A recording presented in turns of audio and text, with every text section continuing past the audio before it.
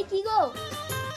ছি বাবা, মা মারা গেছে বলে এই বয়সে ছেলে বৌমা থাকতে তুমি আরেকটা বিয়ে করে আসলে। তোরা তো আমাকে দেখিস না, এই বয়সে আমাকে কে দেখবে? এবার তোমার একটা সৎ ভাই হবে, তারপরে এই সব কিছুর ভাগ হবে। আমি বাবা এই বাড়িতে আর থাকবো না। বিলকি দাঁড়াও বাবা, তুমি এক্ষুনি ওকে বিদায় করো। আমাদের তো ফুলসজ্জা হয়ে গেছে বাচ্চু। তোমরা আমাকে তাড়িয়ে দিও না, আমার কেউ নেই।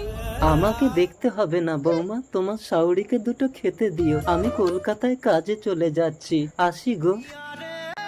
স্বামী, ঠাকার নাকা কান্না কাঁদতে হবে না। ভেতরে গিয়ে কাপড় পাল্টে ঘরের সব কাজবাজ গুলো করো। এই চলে এসো। এই যে সৎ শাশুড়ি, আমার জন্য একটু পায়খানার জল তুলে আনো তো। দাও বৌমা, এনে দিচ্ছি। কি গো, আমাদের কি একটা বাচ্চা কাচ্চা হবে না? চলো ভেতরে গিয়ে চেষ্টা করি।